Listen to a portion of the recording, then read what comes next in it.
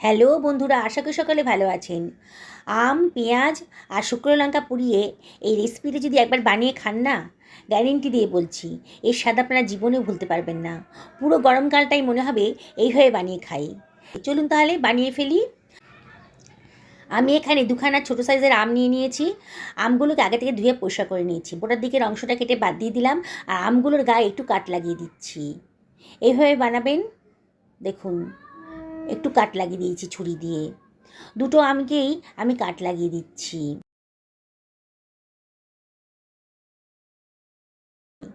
আমগুলোর গায়ে কাট লাগানো হয়ে গেছে, সরিয়ে রাখলাম। আমি একটা মাঝারি সাইজের পেঁয়াজ নিয়ে নিয়েছি। পেঁয়াজের খোসাটাও কেটে বাদ দিয়ে দিচ্ছি। পেঁয়াজের ওপরেও একটু কাট লাগিয়ে দিচ্ছি। এবার গ্যাস ওভেনে একটা রুটি সেঁকার জালি দিয়ে দিয়েছি। তার উপরে দিয়ে দিলাম কেটে রাখা আমগুলো আর পেঁয়াজটা, আর কতগুলো শুকনো লঙ্কা দিয়ে দিচ্ছি। সবই পুড়িয়ে নেব। এবার ওভেনটা আমি ধরিয়ে দিলাম। গ্যাসের ফ্লেমটা হাইতে রেখে আমি এগুলোকে পুড়িয়ে নিচ্ছি।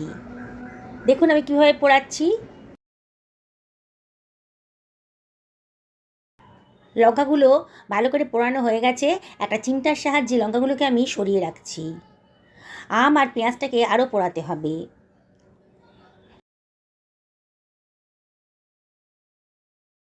দেখুন খুব সুন্দর করে আমার আমগুলো পোড়ানো হয়ে গেছে।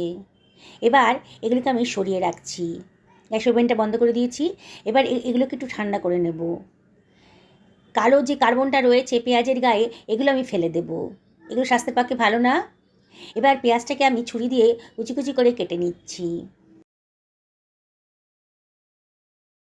আমের গা থেকেও কার্বনগুলো আমি ফেলে দেব, খোসাটা বাদ দিয়ে দিচ্ছি।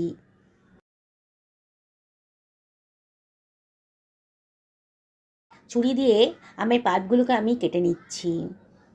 যেসব বন্ধুরা রেসিপিটা দেখছেন অথচ এখনও আমাকে সাবস্ক্রাইব করেননি, তাদের কাছে আমি একান্ত রিকোয়েস্ট করছি আমার চ্যানেলটা সাবস্ক্রাইব করবেন। পাশে থাকা বেল আইকনটা অবশ্যই ক্লিক করে দেবেন, তাহলে আমার রান্নার নোটিফিকেশানটা আপনারা চটজলদি পেয়ে যাবেন। সামান্য একটু লবণ দিয়ে দিচ্ছি। লবণ দিয়ে শুকনো লঙ্কাগুলোকে ভালো করে ডোলে মেখে নেব। শুকনো লঙ্কা পোড়ারও গন্ধটা খুব সুন্দরভাবে বেরোচ্ছে। দেখুন, এবার সরিয়ে রাখলাম। একটা মিক্সার গ্রাইন্ডার নিয়ে নিয়েছি। এবারে আমের পাল্পগুলো আমি এর ভেতরে দিয়ে দিচ্ছি। পেঁয়াজটাকেও দিয়ে দিলাম।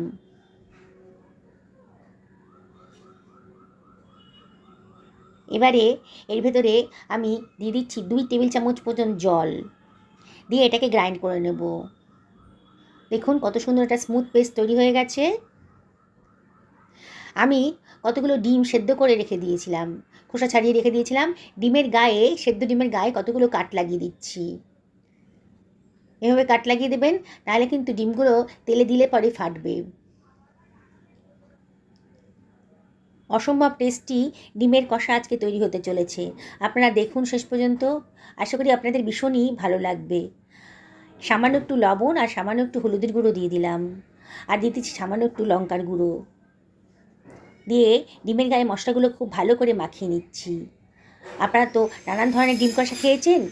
আম পোড়া দিয়ে ডিম কষা কখনো খেয়েছেন কি? এবার একটা ফ্রাই প্যান আমি গরম করতে দিয়েছি। এবার এর ভেতর দিয়ে দিলাম 1.5 টেবিল চামচ মতন সর্ষের তেল। তেলটা যখন গরম হয়ে গেছে তখন ডিমগুলো আমি একটু ফ্রাই করে নেব।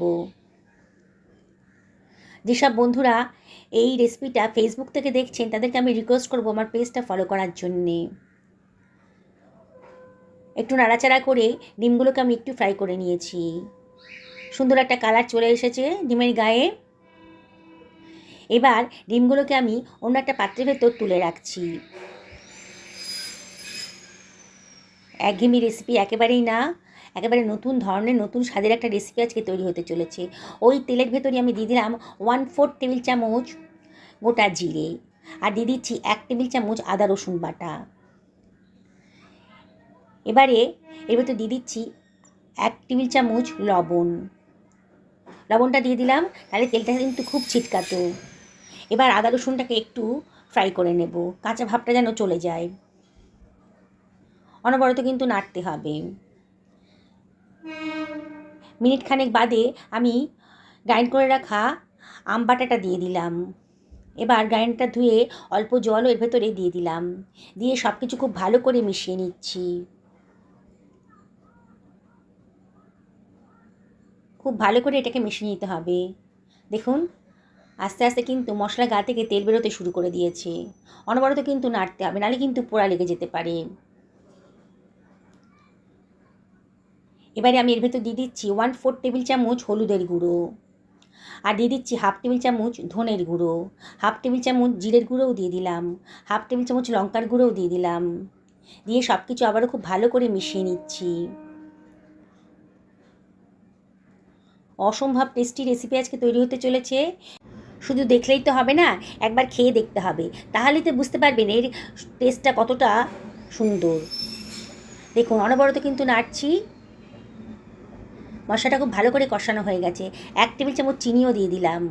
টক ঝাল মিষ্টি এই রেসিপিটা এতটাই টেস্টি না, মুখে লেগে থাকবে এর স্বাদ।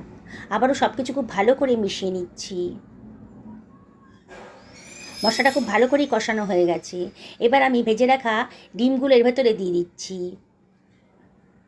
আলতো হাতে সব কিছু ভালো করে মিশিয়ে নেব। দেখুন মিনিটখানেক খুব ভালো করে মশলার সাথে ডিমগুলোকে কষিয়ে নিলাম। অনবরত কিন্তু নাড়তে হবে। হয়ে গেছে নাড়ানো। এইবার আমি দিয়ে দিচ্ছি 2 টেবিল চামচ জল। জল দিয়ে আবারও সব কিছু ভালো করে মিশিয়ে নিচ্ছি।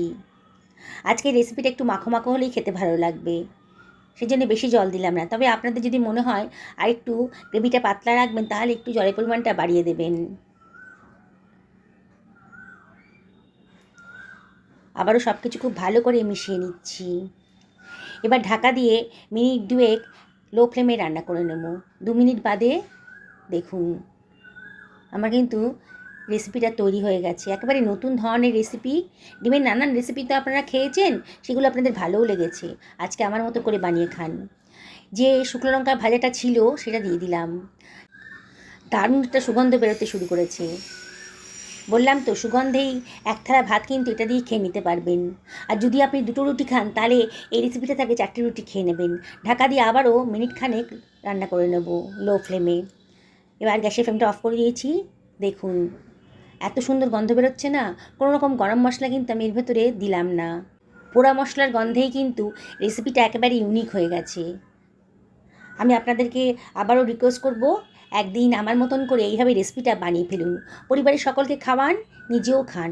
দেখবেন পরিবারের সকলে কিন্তু দারুণ মজা করে খেয়েছে, আর আপনাকে বারে বারে রিকোয়েস্ট করবে এই রেসিপিটা বারে বারে বানিয়ে দেওয়ার জন্যে।